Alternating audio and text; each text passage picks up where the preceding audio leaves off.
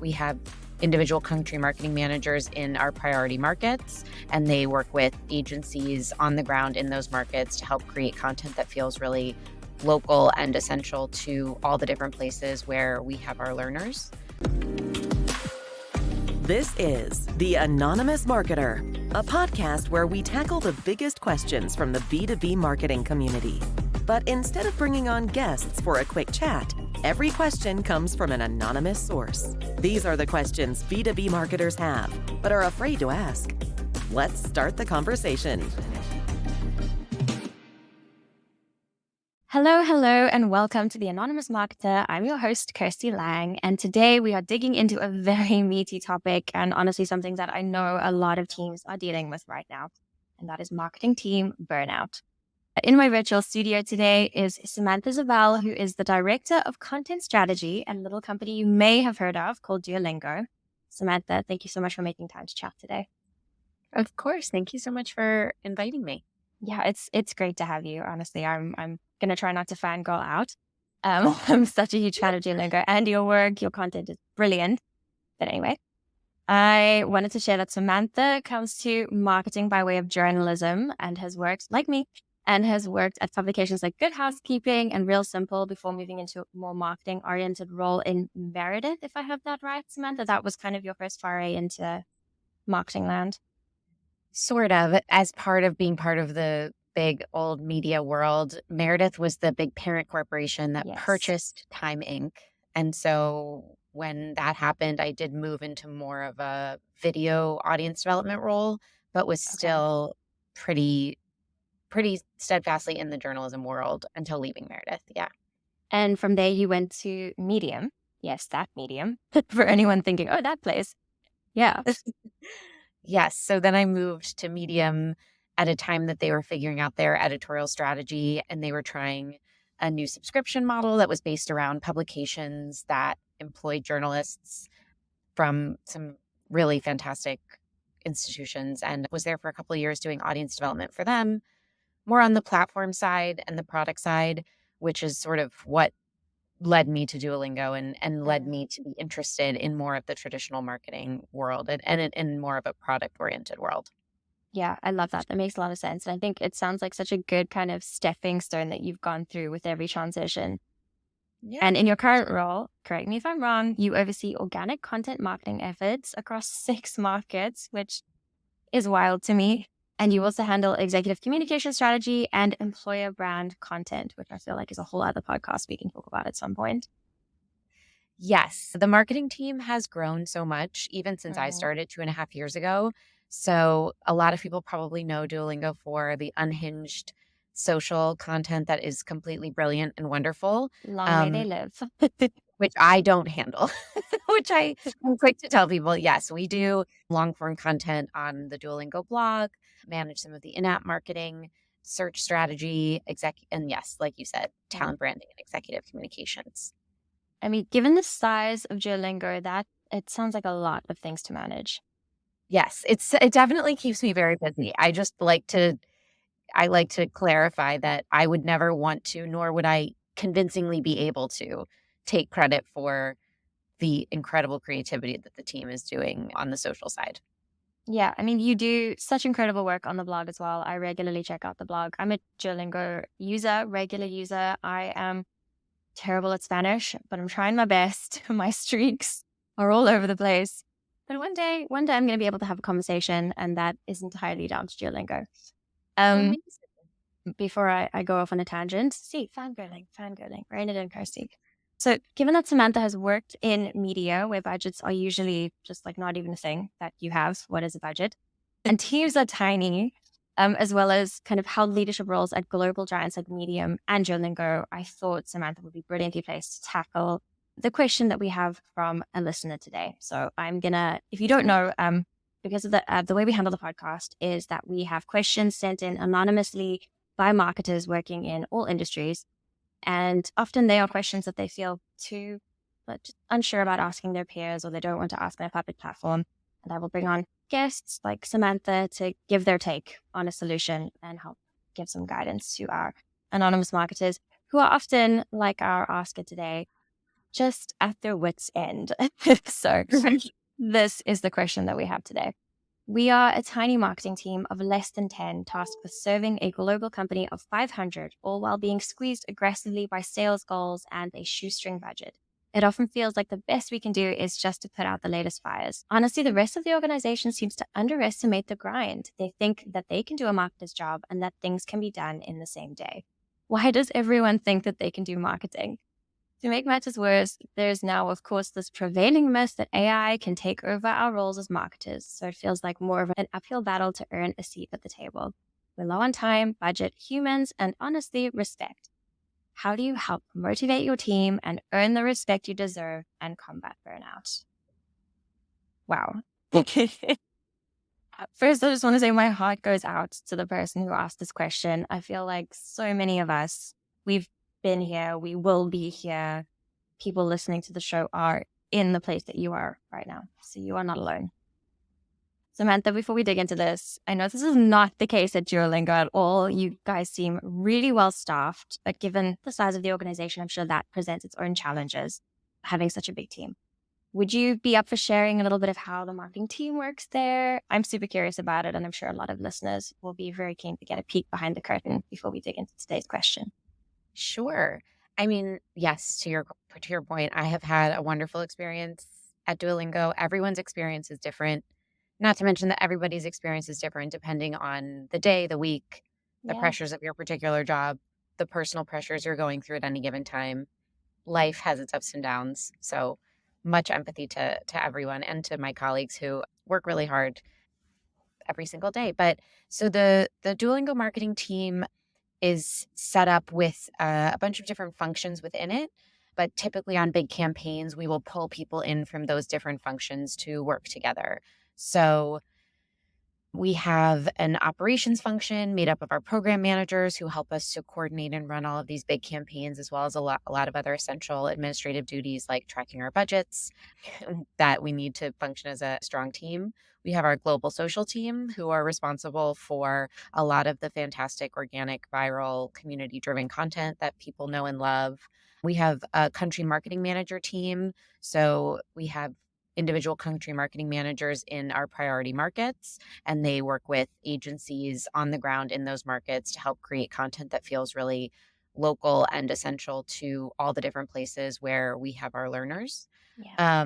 We have the team I sit on is the global communications team, which also includes the PR team and the events coordinator for Duolingo. We have an analytics team. So they're managing a lot of performance marketing and marketing analytics, which is essential for all of us. I am still getting better with numbers every day, but I heavily rely on our analytics team. I can Yeah, relate to that a lot. As a word person, I'm like, what numbers, math? exactly. And then we have our brand team. So have copywriters and creative designers and art directors, and they are behind some of the big splashy campaigns you've maybe seen from us in the last couple of years, like House of Dragon, or if you got our campaign with Crunchyroll, they are doing a lot of that work, which is really exciting. I am so worried, as though I'm at the Oscars, that I am forgetting members of the team. And I It's a lot to remember for sure. That is it a very well-staffed team by the yeah, sounds of and things. each of those teams I just mentioned is not made up of more than like 5 or 6 people in that function. Okay. The marketing analytics team is 3 analysts. So it's not each of the I don't want people thinking like that's a 500 person team. Okay. And then we have a lot of partners we work with throughout the company really closely, like partnerships or business development or our wider design department, things like that. Okay. Amazing. I mean, so Duolingo marketing is clearly a very respected function, but I'm sure you have come across, situations like our anonymous listener who asked the question today is in right now. What are your thoughts on that lack of understanding and appreciation for what marketers do at a company? Yeah, it's very interesting coming from the journalism world. I see the same divides pop up in offices no matter Yeah. the structure. I mean, I remember when I was at the when I was at Real Simple, there was such a stark divide between the digital team and the print team. And the print journalists always said the digital journalists, the web team didn't understand what we were talking about. And the web team felt that the print side didn't understand what we were talking about. And so that it's just like, it just reinvents itself in different ways. I don't think anybody in any role ever feels understood. So Yeah. I don't think it's unique to marketers. I think it's just generally none of us feel like anyone really understands what we do. From a marketing perspective, Duolingo's marketing team, I joined at a great time, but it was not always the well-staffed or well-respected team that it is now. Okay. It wasn't, now our CEO does give us a lot of credit for driving a lot of word of mouth growth and building a great brand, but that wasn't always the case. And so one of the things we did that I think really was helpful is adopted the same kind of test and learn method that drives product development. So spending a lot of time saying, we're going to run this as an experiment and a test. And that's kind of how TikTok started. Is Zaria, who is one of our global social managers, said, I'm going to just try this and see how it works. And wasn't afraid to report back on both what did work and what didn't.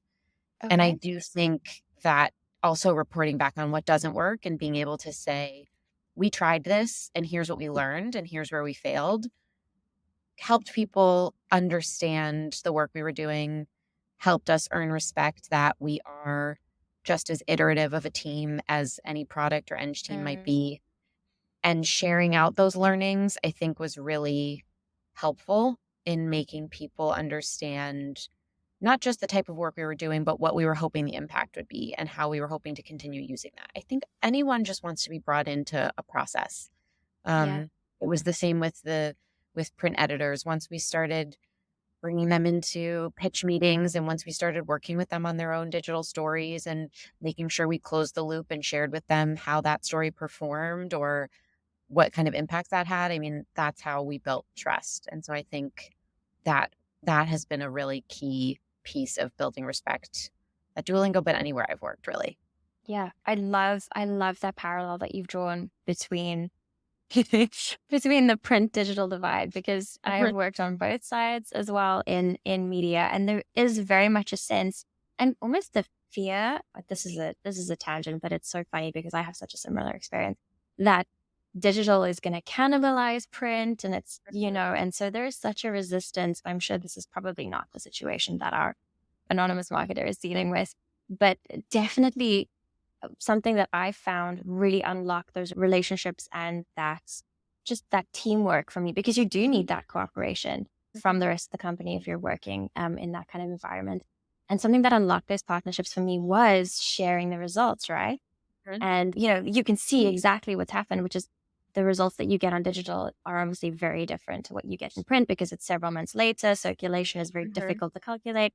Anyway, but kind of saying, hey, look, there are 500 people reading this article right now, or, to your point about sharing those results, bringing people into those conversations, that is so universal. And I'm sure kind of people approach it in different ways and it looks very different in different teams and organizations, but I love that approach. And sharing it authentically in terms of kind of sharing what hasn't worked as well is a great way of building trust, rather than kind of, putting on your jazz hands and marketing did this. And it's very easy to kind of roll your eyes and move on as someone in another team. Yeah, I love that. That's just brilliant. Please forgive my tangent about print and digital because it was a ride. Well, I think and also worth saying, I don't think that's the same issue that print and digital teams are having now. I think it's a totally different ballgame. But at the time that I was starting out, it was a little bit of a simpler situation to look at and try to solve. Yeah, I was at a magazine who was very late to migrate to digital and very resistant to putting up any kind of content on a website. I think now they have a paywall and that's going okay. But they were kind of like, you're a young person. I was an intern. You can do social.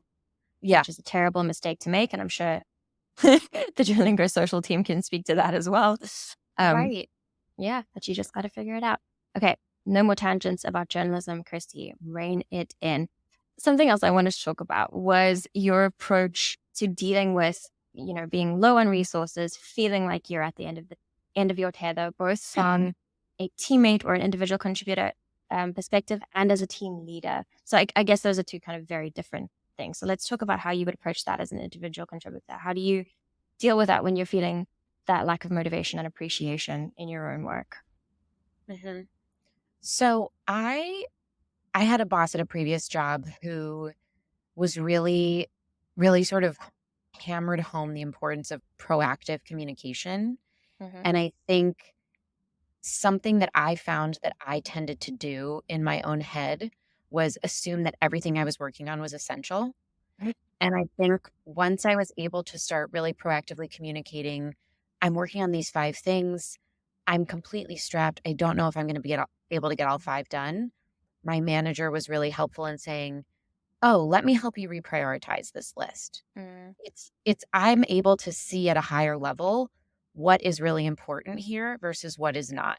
And I think both sides, from a manager's perspective, which I've been on that side as well, you mm, don't know what people's plates look like unless they tell you. And from a team member or IC's perspective, you don't know what the bigger, to keep going with the metaphor, you don't know what else the table is set with yeah. until you share what's on your plate.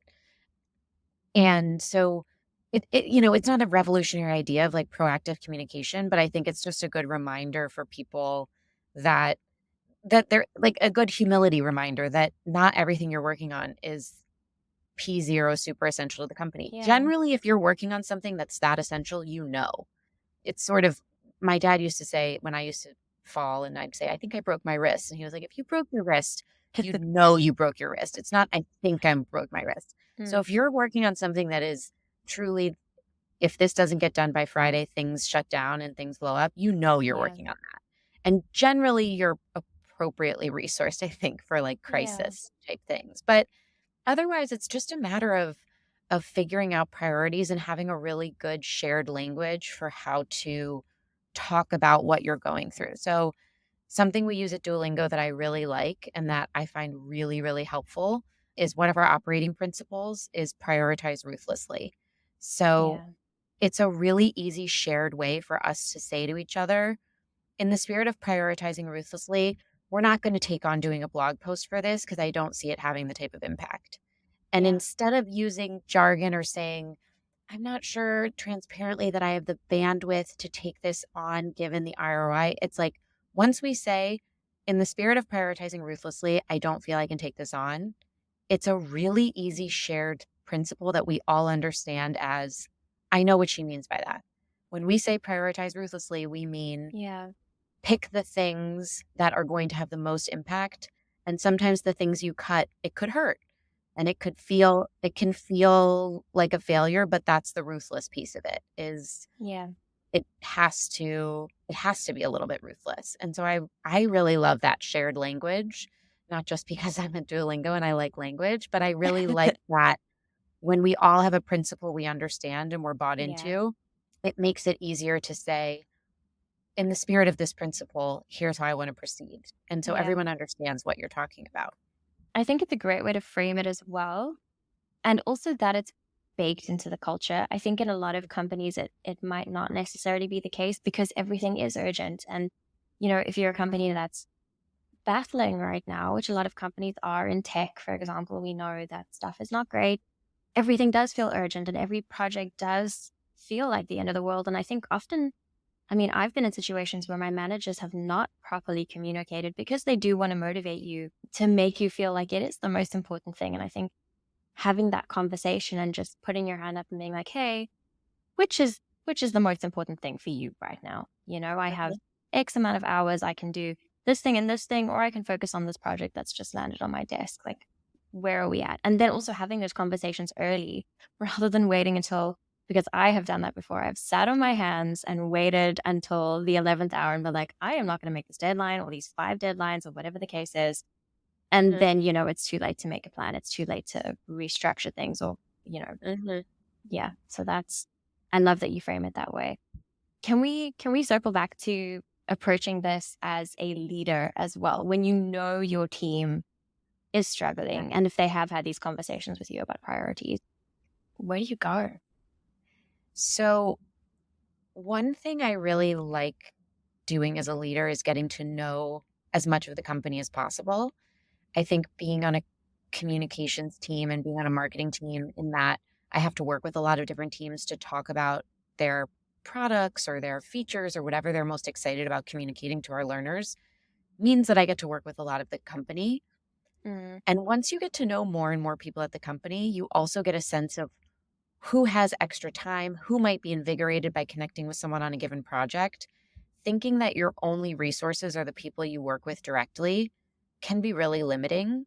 yeah, that's a great And point. I have found that when my team is under resourced, or when, even at previous jobs, when my team was really struggling, having a sense of, here are 5 people we might be able to reach out to outside of our team, which seems to be going through its kind of unique struggle.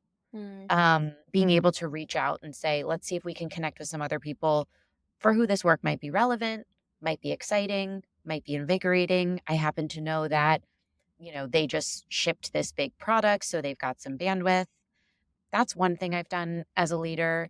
And then again, I think the flip side of the prioritization thing I spoke about before is, I think as a leader, I have developed a better sense for what has to happen right now, yeah. which are the things that we know are going to either impact the most projects. So if we drop this ball, a lot of other people will notice because their work will be impacted. If you're looking at shipping 3 different things, I know which one will have a quick and positive impact on metrics we care about. And so Mm, those are things that I expect myself to know, and I'm not as worried about my team knowing. Like, those are sort of the bigger picture things that I want to help people understand, of when we're shipping work, what is going to sort of I mean, there's no other better way to say it than have them have the best impact. And I expect that I would be better at being able to help someone see that than they might be, because they're so in the weeds. And to yeah. them, again, like, everything has impact, which is totally fair and true. I don't mean to minimize anyone's work, but I can help figure out what would have impact today to give you a little cushion so that you could work on some of those longer term projects that would, have longer term impact. I love that. And I love what you mentioned about kind of bringing other teammates into projects and seeing where other, even if it's just to kind of get some advice or get a little bit more context on a feature or whatever the case is. We just had our company retreat, and it was the most amazing thing. I mean, I know everything that's going on at Buffer. They're great at documentation, but like hearing people talk about the stuff that they're working and how I can play into that, or, if Mhm. there's some small thing that I can do or help with or test, that just has made me so invested in a team that I hadn't really thought about before or hadn't really thought about partnering with before. And it makes me really appreciate the work that they're doing. So, the same works in reverse, right? If you can get someone really excited about a project that is on your plate, you have a partner there, and they will understand how much, blood, sweat, and tears, for want of a better metaphor, you are putting into things, and, start to appreciate the value of your work a little bit more. Yeah. I mean, I think some of this is it's so hard to answer this question without knowing the context of the Yeah, company, because I can also certainly appreciate that there are some companies that are so woefully under-resourced and staffed that no amount of exactly. empathy and prioritization is going to help. Yeah. Um, in that case, I think something that I also really focus on is, like, sort of removing myself from owning the entire process and success or failure of any given thing. I mean, Mm, really trying to identify, if we're having trouble getting something out the door, what are the factors working against us? What did we have in control? What didn't we have in control? When we were met with obstacles, how did we handle that? And sort of documenting that type of process to really be able to look at it and see, wow, I did what I could do, or maybe I did what I could do in these 3 ways, and here's a place that I missed an opportunity to yeah. fix something in the process, but here's all the stuff that was out of my control. And being able to sort of look at something and just speak it out in a more objective way, I think is just helpful on a personal level. Of Yeah.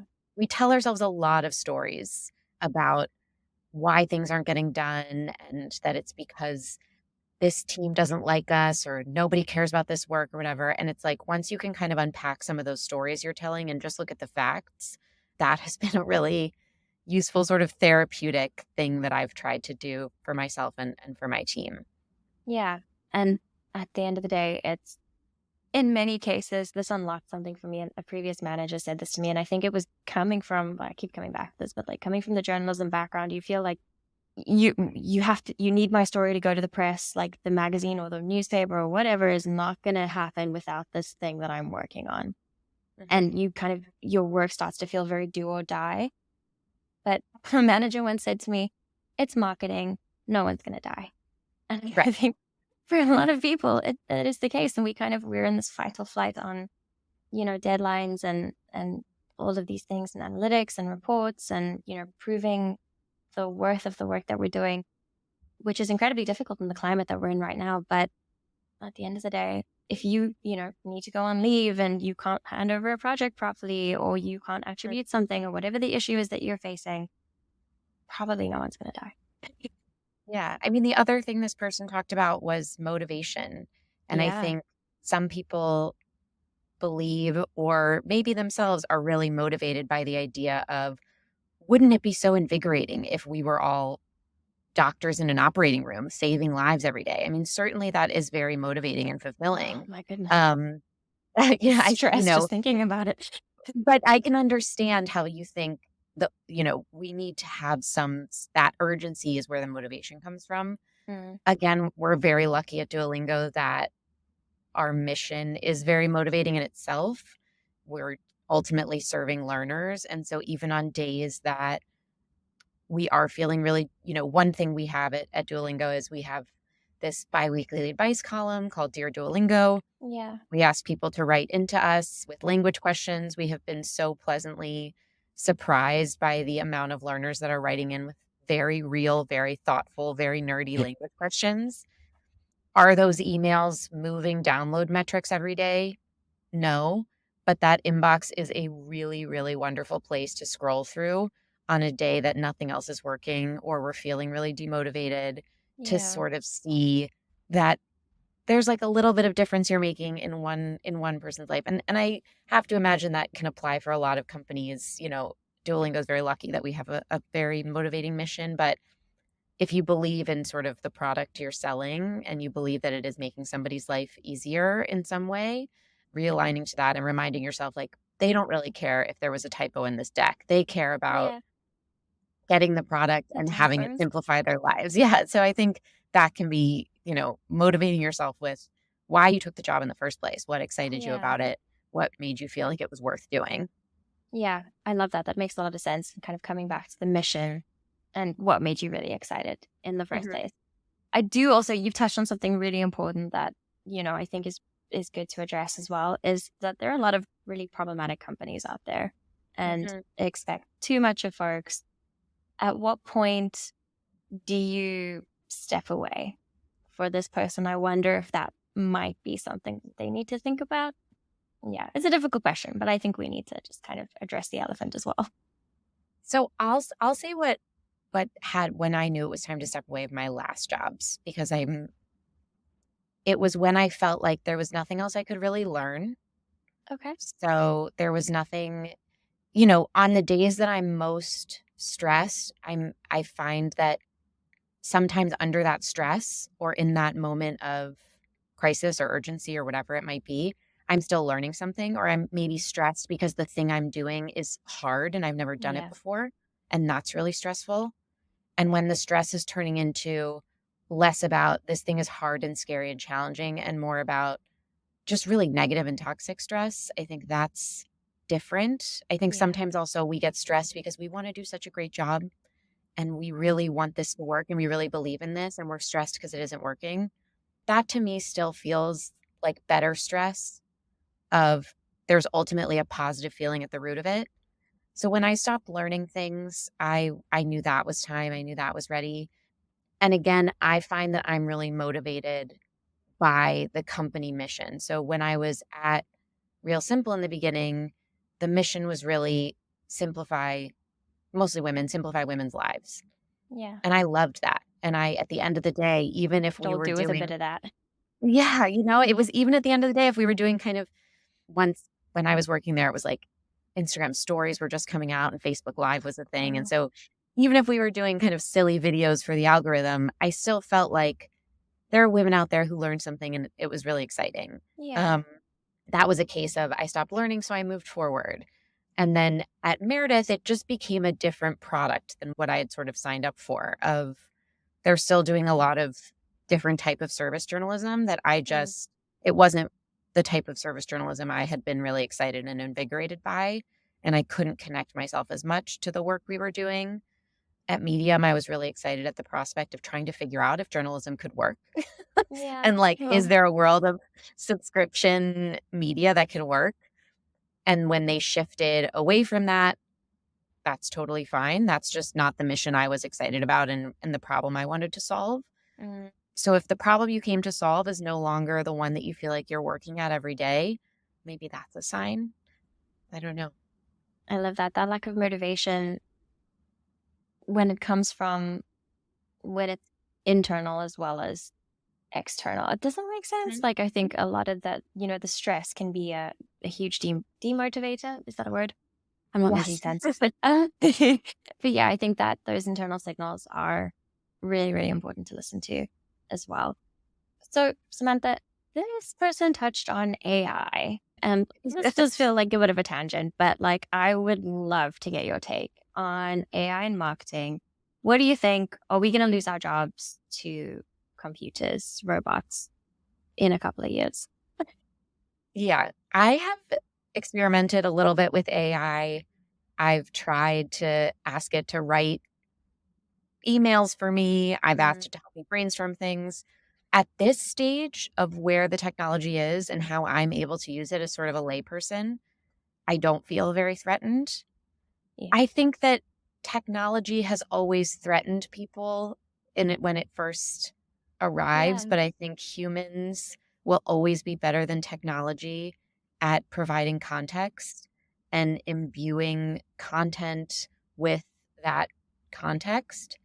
So whether it's I remember I had a friend was sick and I had as a joke I was like, write this person a note and ask them how they're doing and make sure you sound like you really care about how they're doing.